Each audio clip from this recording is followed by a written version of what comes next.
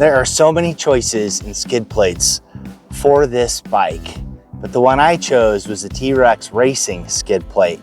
So stick around and I'll tell you why.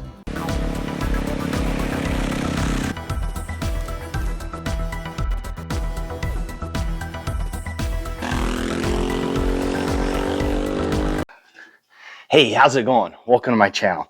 As I said in the intro, the T-Rex Racing skid plate was the one that I really thought fit my needs the best. And the main reasons for that are the coverage that this skid plate provides with it going around, the suspension linkage. I get a lot of big rocks kicked up and they hit in different places, and if I can protect it, why not? So that was one of the reasons. The other reason, and I'll get a better view of this, is this panel here, which allows me to pull the panel off to get to the oil filter without having to remove the skid plate. And also there's a cutout here to get to the drain plug, so I also don't have to remove the skid plate to change the oil. And then the other major factor is the price and value that I see out of this skid plate. The price is around, I think it's $319. If you compare that to other comparable 4mm skid plates, they're going to be significantly more, and it's going to be about the same coverage. Now, the other thing I really like about this is all of the seams are welded. They're not riveted, so it provides a very strong package. This is a pretty beefy skid plate. Weight-wise, I'll check the website to see. I don't actually remember or know what the weight is, but I'm not really that concerned when it comes to skid plates how much they weigh, because it's weight that's added down low. The installation of this skid plate, if you're using their crash bars, is really easy. Just slides right in. But I am not. I am using the Givi Crash Bars. I really like these crash bars. I like the design. I like how they mount. I like how it provides radiator protection down low without having to go with high crash bars. And it also presents me a place to put my crash bar bag so that I can have my tool kit and also my puncture repair kit up front, easily accessible. So getting this skid plate to fit with these crash bars is a bit of a trick. Now, I have already fit this up to make sure it looks like it's going to go together fully. And if you have these crash bars, I'll tell you what you need to do. Otherwise, this is a pretty straightforward installation. They have spacers. They explain how to do it. But this is a little bit different because of the crash bars. So let's get to the installation, and then I'll show you what it looks like after it's installed. All right. Installation of this. There are a couple areas of where this skid plate is making contact with these crash bars in their current configuration. So on the right side, this part of the skid plate where it comes up is making contact with the bar here.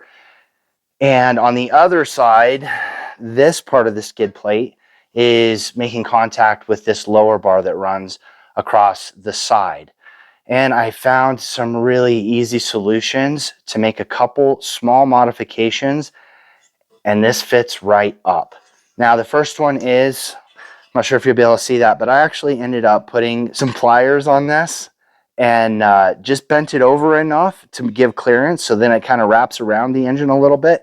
But now this isn't rubbing on the crash bar, so I don't have to worry about having a rub mark that over time and vibration will eventually rub through the bar and weaken it there.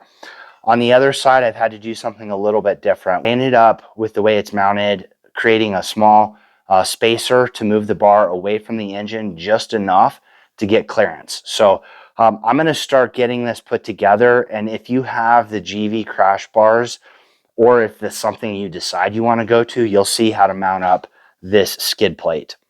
So let's get to that. The skid plate and the crash bars mount to this engine frame mounting point, so they both come to the same spot. But with this bracket for the skid plate, the installation has a bunch of spacers depending on if you have the stock crash bars, the factory ones, or if you use the T-Rex crash bars or some other ones. So what I've done is, I don't have room to put this underneath, which I don't think I need to do because the spacing seems to be pretty good of just putting it on the outside of this frame and mounting it in. And I've already put it together. I have this loose in here so that I can fit everything together loosely. It's exactly the same on the other side, where this is fit in loosely over this bolt, and I can set the skid plate up in here and suspend it off of the bolts, and then I'll wrap it back up and around. All right, there you have it. The T-Rex skid plate is mounted up with the Givi Crash Bars and only a few modifications. The right side wasn't too bad. I just put a crescent wrench on it and bent it out of the way enough so that it's not touching the bars and there's not making any contact anywhere to the exhaust or engine. Really happy with how this side came out. And I like the sleek look since I ended up taking the A sticker off after scratching it real bad. Just the way this all kind of integrates in, it's very subtle, which I really like. The other side came out much better than I expected. I was really concerned that the crash bars were going to be in the way and that I wasn't going to be able to get the skid plate to fit up. But what I ended up doing is I shimmed out the crash bars with one single washer just to get it out the width enough, and the bar underneath, which I'll show, I had to move that out a little to make room for the edge of the skid plate. Now when you look at it, it's going to look like the gear shifter is making contact with the crash bar. The gear shifter is not touching that bar. Now initially it was. I adjusted it, brought the level of the gear shifter up just a little. Not a big deal. I ran back and forth with boots on. I can still go through the gears with the quick shifter, which is usually the more finicky one with the clutch easy. Shifting down, goes through all the gears. So overall, I'm really pleased with how this came out, and also being able to access the oil filter and drain the oil without taking this off. So in my opinion, I think it's a great setup. It might not be for everybody because it did take a little bit of ingenuity to figure out how to put this all together. But overall, like I said before, I like the way it looks. I like the protection that this skid plate offers. It wraps around the engine. The engine is now isolated and won't be taking any direct contact. Do not use the existing mounting locations for the little flimsy aluminum one that comes on this bike. It's more for show than anything else. So if you have used the T-Rex Racing skid plate, let me know what your experience has been down in the comments below. There is a lot of different skid plates. Let me know if you have this bike, what skid plate you're using, what your experience has been, how it was mounting. If you went with the matching crash bars that went with it, or if you went with something else that fit up.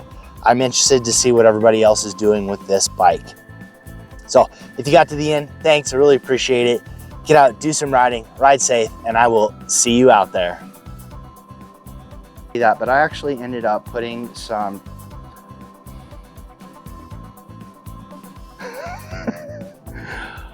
I put some pliers on this